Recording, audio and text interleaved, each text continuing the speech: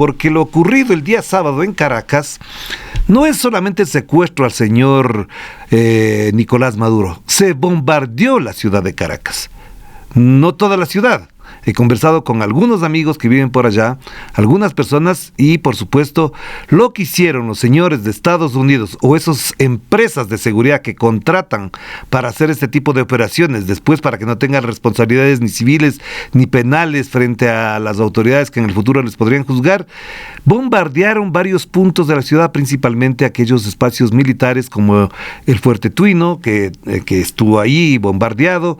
Al lado de ese fuerte hay un conjunto habitacional. Ustedes están viendo en pantalla las imágenes que no han circulado en los grandes medios de comunicación que se dicen ser periodistas de oficio.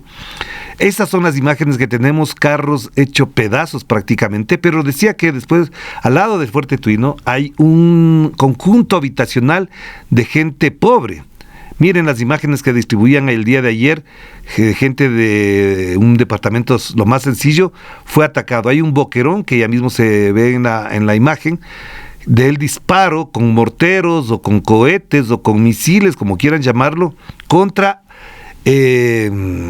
condominios, para decirlo en nuestros términos, conjuntos habitacionales. Vean el boquerón ahí. Solamente los que están viendo pueden darse cuenta de ese boquerón. Eso no lo hace una bala, no lo hace un perdigón, lo hace un misil.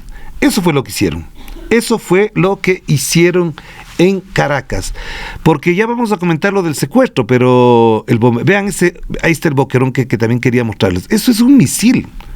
Eso despliega una cantidad de energía que destruye cualquier cosa. Es un boquerón, calculamos que tendrá más de 1 metro de diámetro, 1,5 metros, 2 metros, y en la onda expansiva, que además en otro video que circuló, se siente cómo se mueve todo. Es decir, hicieron una cosa horrible para cualquier persona, para cualquier ciudad, y a ello hay que sumar que ya suman, perdón la redundancia, 80 muertos, 32 de los cuales eran soldados cubanos que prestaban servicios en Cuba, en Caracas, al servicio del cuerpo de seguridad, del anillo de seguridad más cercano del presidente Nicolás Maduro. Los acribillaron, los degollaron. No podemos mostrar las imágenes, son demasiado sangrientas. Los degollaron, resistieron, pero entraron con todo. Eso hicieron. Entonces, cuando se concentran en que la imagen del señor Maduro esposado, uniformado de distintos colores para distraer la atención, etcétera, se olvidan de todo esto, porque parecería que el objetivo era acabar con la vida de Nicolás Maduro o llevárselo como trofeo de guerra y nada más. Y claro, ciertos medios de comunicación están felices por eso. Pero, al mismo tiempo, se olvidan del gran detalle, el costo de vidas humanas que significa esta operación. Miren, ahí está exactamente el video en el momento en el que se produce el bombazo. Eso es una casa común, corriente. No queremos dar el nombre de la persona que trasladó esto porque es una persona más o menos conocida, pero efectivamente el bombazo, ahí ocurre el bombazo y se produce, miren, la onda expansiva por todo lado. Es un acto horrible, terrorista. Ahí está. De verdad que y no para, porque el ataque continuó. Entonces son segundos, y eso es a la 1 de la mañana con 57 minutos de hora de Caracas, que aquí habrían sido como las 12:57. Esto es lo que le ocurrió el día sábado. Y el propósito supuestamente que nos vendieron y que se comieron el cuento muchísima gente, entre ellos analistas, politólogos, encuestadores, editorialistas, es que iban detrás del jefe del cartel de los soles. Eso era lo que dijeron. Resulta que ahora, pongamos solamente esa partecita, doña Meli, Chevron vuelve ya a importar petróleo desde Venezuela. Entonces, ¿cuál era el proceso? El periódico El Espectador acaba de colocar: Estados Unidos autoriza a Chevron a reiniciar operaciones petroleras en Venezuela. Ya está. Todo eso está pasando. Todo eso es lo que ha pasado.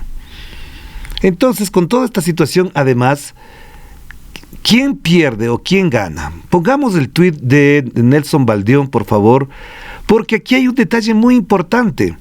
Todos los que apoyan, aplauden, celebran que se haya bombardeado Caracas, que se haya secuestrado a Nicolás Maduro, porque se acabaría con eso el tráfico de drogas. Resulta que Nelson Baldión, que es un experto en temas petroleros, dice: las grandes petroleras de Estados Unidos vuelven a ganar. Acciones petroleras de Estados Unidos reaccionan a Venezuela. Chevron se incrementa más del 11%, Valero más del 11%, ConocoPhillips más del 10%, Marathon más del 10%, ExxonMobil en más del 7%, Phillips 66 más del 6%, Occidental Petroleum, que trabajaba acá también en el Ecuador, más del 4%, EIOJ Resources, más del 4%, Devon Energy 4%, Kinder Morgan 3%. Esto, dice Nelson Baldión en su tuit, estas acciones han sumado más de 100.000 millones en capitalización bursátil tras la noticia de la captura del presidente Maduro por parte de Estados Unidos, del secuestro. Es decir, gracias a esta operación, las grandes petroleras han sumado más de 100.000 millones de dólares en capitalización bursátil. Quiere decir que ganaron en la bolsa de valores. No le quiten esa parte, por favor, porque a propósito de esto, hay que considerar un detalle que no es menor, para nada menor. Si esto le ocurre a las empresas gringas, para decirlo de este modo, ¿qué le pasa al Ecuador a propósito de esto? ¿Qué le ha pasado al Ecuador a propósito de esto? Lo que le ha pasado al Ecuador es que efectivamente, con esto, Ecuador sin un solo plan de incrementar su producción petrolera. Es decir, somos tan serviles, pero tan serviles, que nos damos cuenta que hay una acción militar que perjudica a Venezuela y eleva el rendimiento de las petroleras, y nosotros no somos capaces ni siquiera de sacarle provecho a eso. Pero claro, eso sí, inmediatamente la reacción del más alto funcionario público de este país no fue contra los que bombardearon, sino contra Rafael Correa. Eso fue lo que hizo. Mientras tanto, lo que están ganando las petroleras por lo que hicieron en Venezuela, a nosotros no nos beneficia en nada.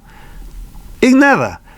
Incluso esa oportunidad que tuvieron para decir, ahora sí, pensemos que si le perjudican a Venezuela, ya que estamos aquí cerquita, nosotros podemos explotar mejor el petróleo y venderles a las petroleras. No, ni siquiera son capaces de eso. El odio, el veneno que les circula por las venas les impide, hasta en estas circunstancias, sacar provecho de eso. Entonces, cerremos con eso. 100.000 millones de dólares han ganado en capitalización bursátil las petroleras con la acción militar terrorista de Estados Unidos. Eso querían. Eso es lo que querían. En la práctica por ahí estaba la cosa. Sin duda alguna, eso fue lo que quisieron. Porque el objetivo central ni siquiera es acabar con el narcotráfico. Eso hay que decirlo absolutamente claro. Y por eso me he tomado el derecho de asumir este comentario, porque hay que hablar clarito. Dejen el odio a Maduro, al chavismo, a la izquierda, al socialismo del siglo XXI, como les dé la gana. A ellos no les importa si el país es socialista o lo que sea, con tal de que el petróleo vaya a sus manos. Y lo que sí es cierto, además, no lo que están diciendo algunos supuestos expertos, es que Estados Unidos quiere tener el control total del petróleo porque Venezuela le vendía a Cuba, a Rusia, a China.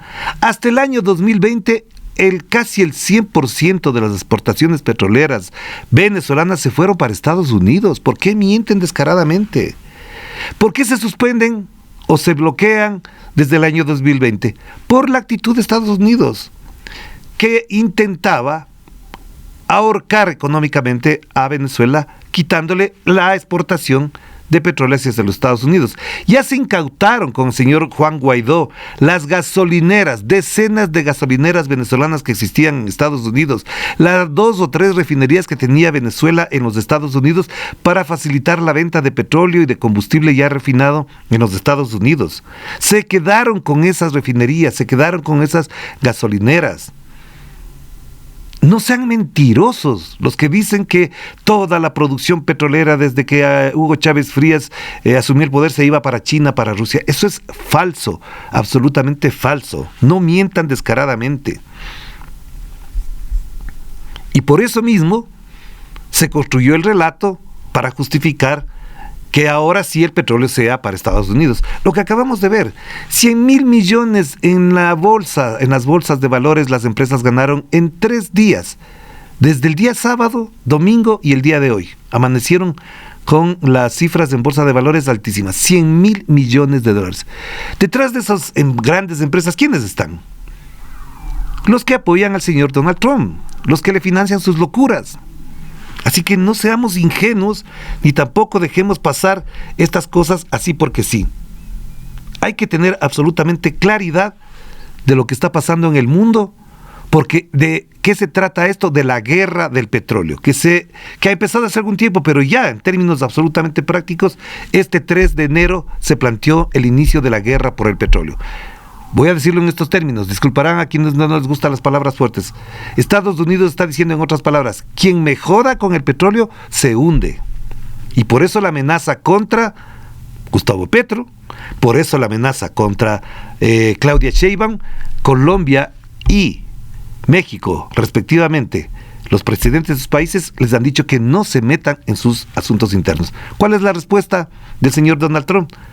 Vamos a tomar acciones. Ya iremos contra México, ya iremos contra Colombia. Colombia también exporta petróleo.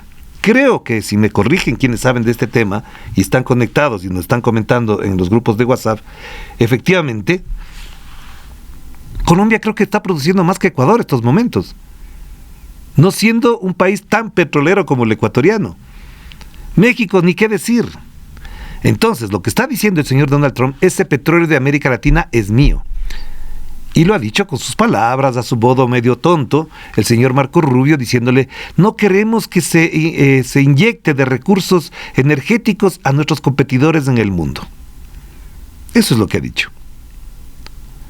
Por eso se trata de asesinar a gente, de llevarse al presidente y ahora negociar en las condiciones que ellos quieran imponer con las autoridades venezolanas que las designó Nicolás Maduro.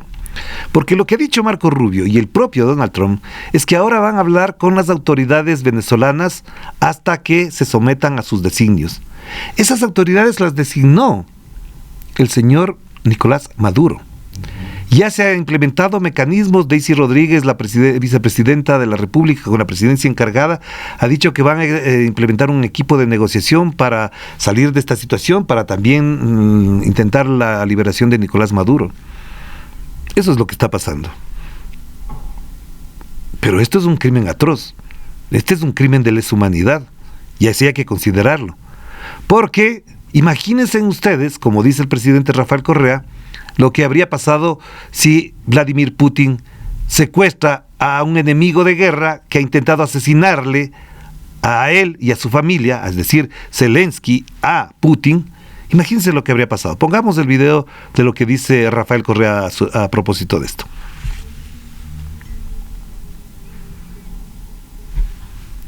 Por un momento imagínense que no hubiese conflicto entre Rusia y Ucrania, con todo respeto al presidente Putin, ¿no? Pero frente al peligro desestabilizador que significaba Ucrania, hice un peligro a la seguridad nacional de Rusia, que lo considere un gobierno hostil, como dicen ellos, ¿no? Rogue state, gobierno hostil. Putin haya capturado a Zelensky. ¿Se imagina la respuesta mundial cómo sería?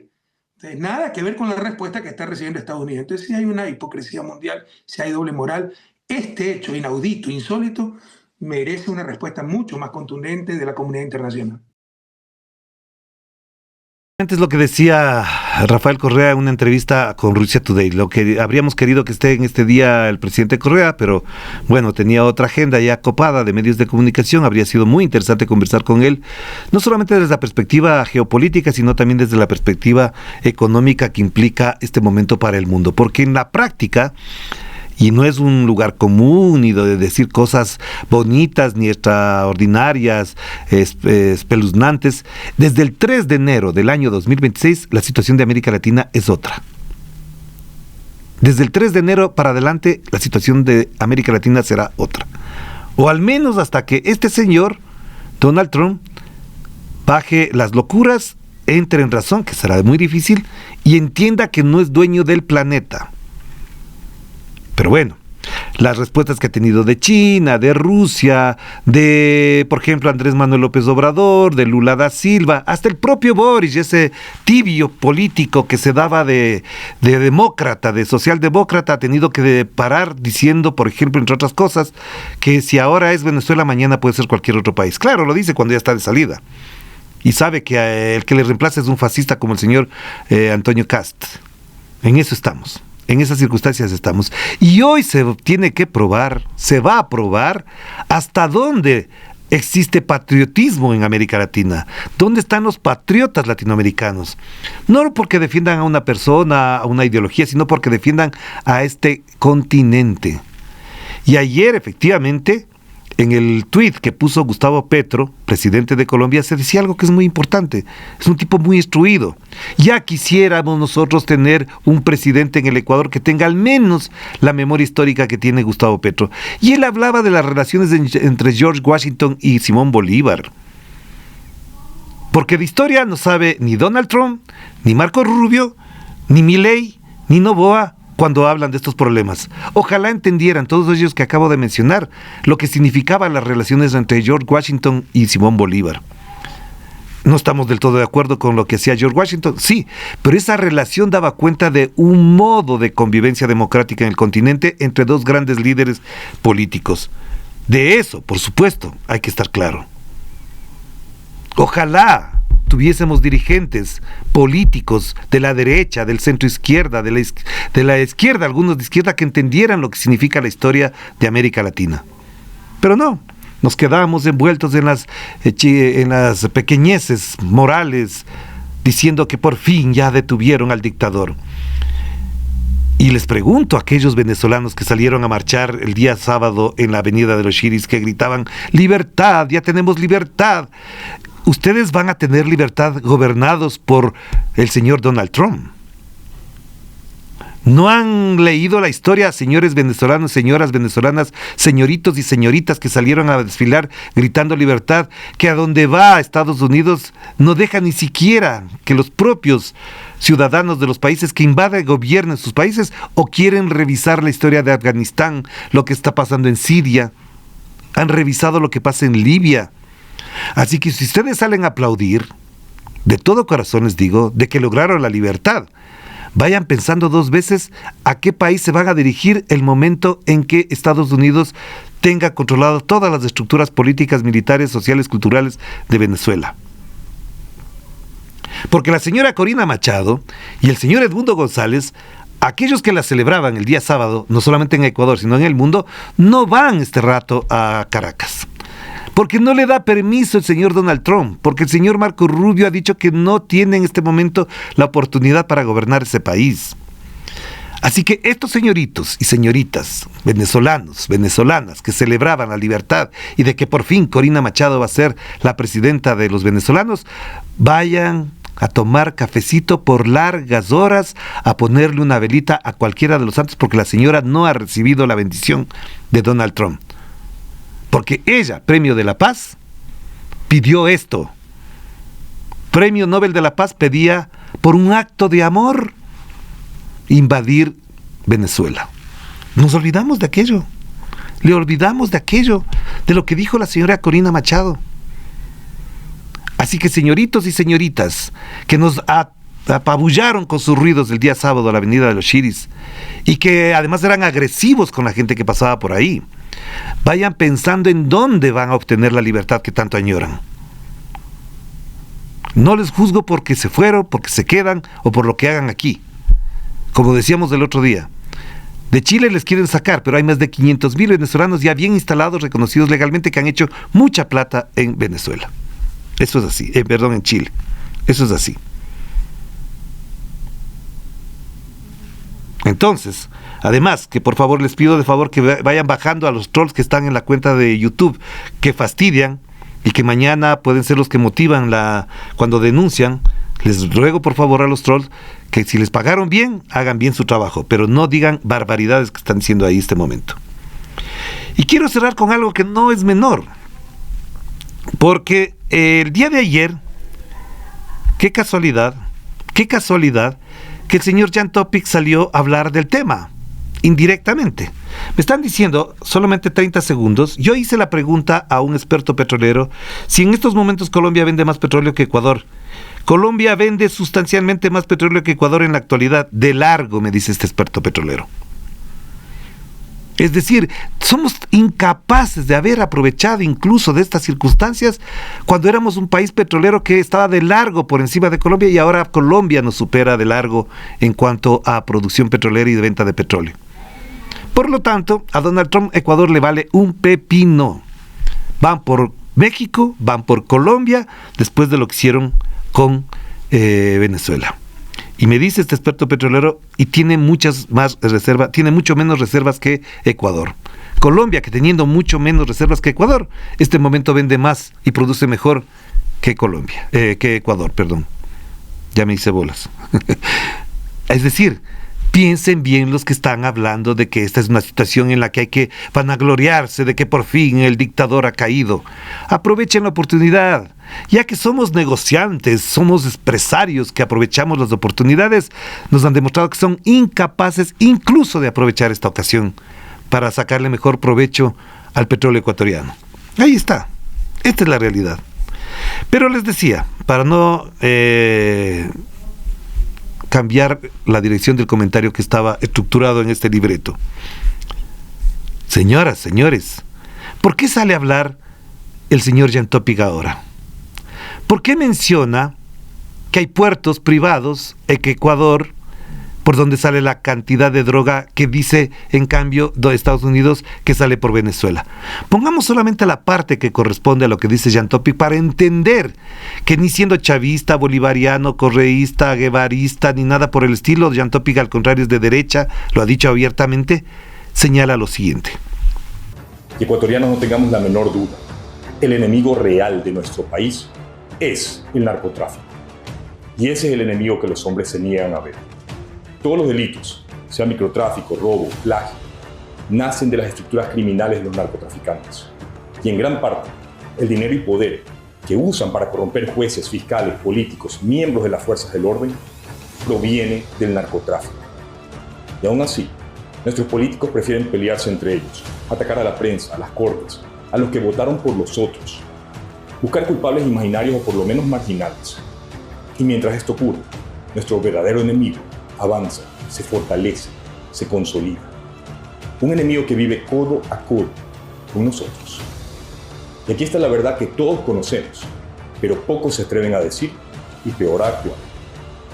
En San Borondón todos saben en qué mansiones viven las cabezas de los carteles. En Durán todos saben en qué bodegas se acopia el clorhidrato de cocaína. En San Lorenzo, Tulcán, Guaquillas, La Lamor, todos conocen las rutas clandestinas, el contrabando de lobos y de tiguerones. En Manta, todos saben qué barrios controlan los choneros y qué barrios controlan los débiles. Mientras que en Santa Elena, todos conocen de dónde y a qué hora zarpan las lanchas rápidas de los lagartos. Todos saben, pero todos callan, porque nuestro país está sumido en el miedo. No más. Ecuador vive hoy el momento más crítico de su historia y la responsabilidad de él. Ustedes acaban de escuchar al señor Jan Topic, que señala con nombres, con lugares, dónde están los capos de la droga, y menciona, por ejemplo, así como de casualidad, Santa Elena. ¿Por qué tienen tantas tierras compradas en Santa Elena y utilizan a gente pobre que no tiene ni siquiera una cuenta de ahorros para comprarse 90 hectáreas de terrenos en Santa Elena, por ejemplo? Jan Topic, insisto, que no es ni chavista, ni correísta, ni nada por el estilo, un hombre de derecha, con su pensamiento bien plantado, con algunas diferencias enormes que podemos tener de las visiones de lo que significa esto. Dice, todos saben pero callan. ¿Por qué? Por miedo. Conviven San Borondón, en Manta, en Tulcán, en Los Ríos. Este video habría que repetírselo cuantas veces sean necesarias, no porque lo diga él, sino porque es el único que se atreve a mencionar la parte de otros que sí hemos planteado estas cosas y por los cuales nos atacan, nos cierran las cuentas, etcétera, etcétera, etcétera. Lo que acaba de mencionar además da cuenta de otro dato.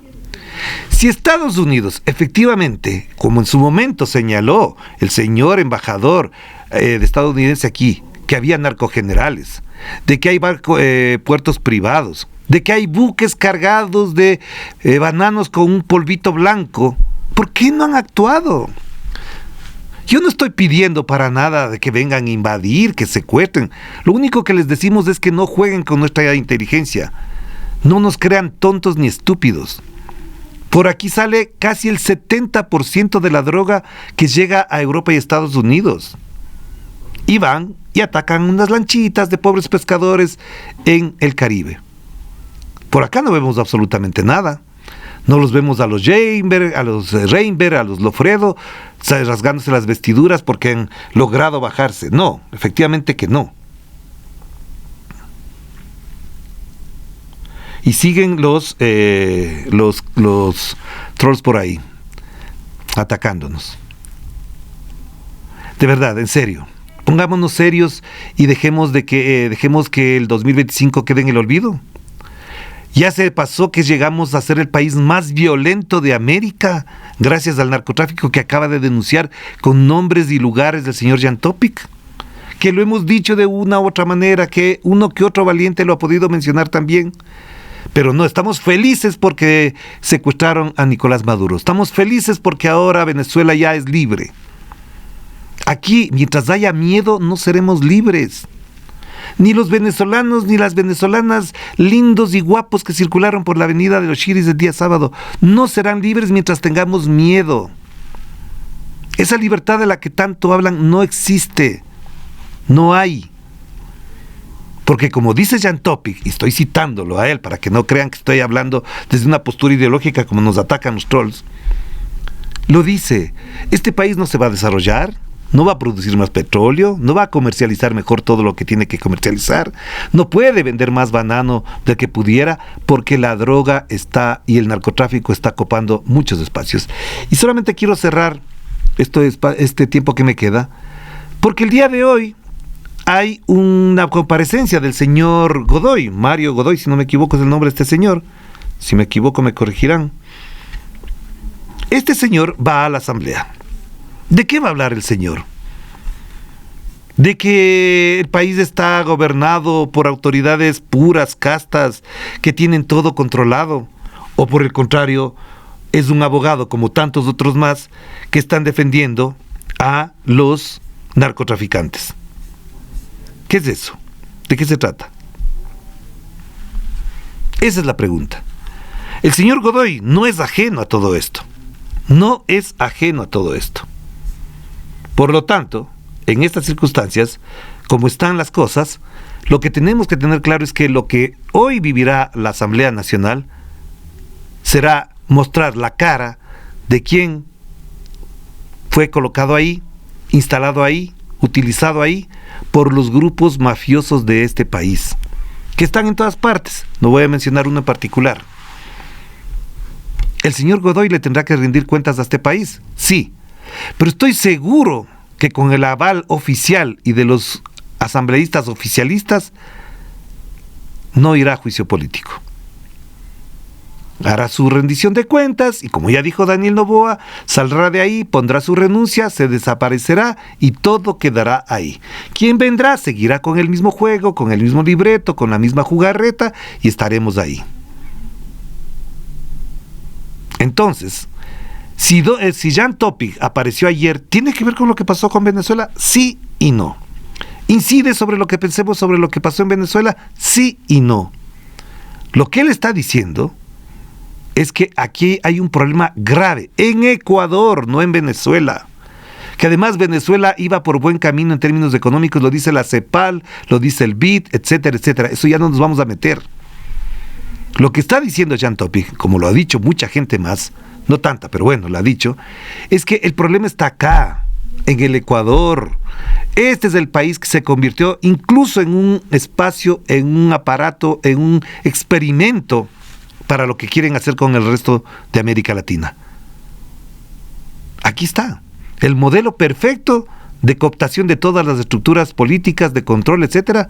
¿Para qué? Para poder producir la cocaína que les hace falta y que se vaya por el Pacífico y no por el Caribe, para que allá no les asalten ni les maten. Porque si efectivamente el señor Donald Trump quisiera controlar el ingreso de cocaína, tendría dos problemas graves, que quiero cerrar con esto. Uno, ¿qué hace con tantos adictos? ¿Qué hace con el síndrome de abstinencia que genera la ausencia de cocaína en ese país, que es el principal consumidor de cocaína? El principal consumidor en el mundo de cocaína. ¿Qué les va a hacer? ¿Qué les va a dar? ¿Anfetaminas? ¿Les va a dar? ¿Qué les va a dar? No sé.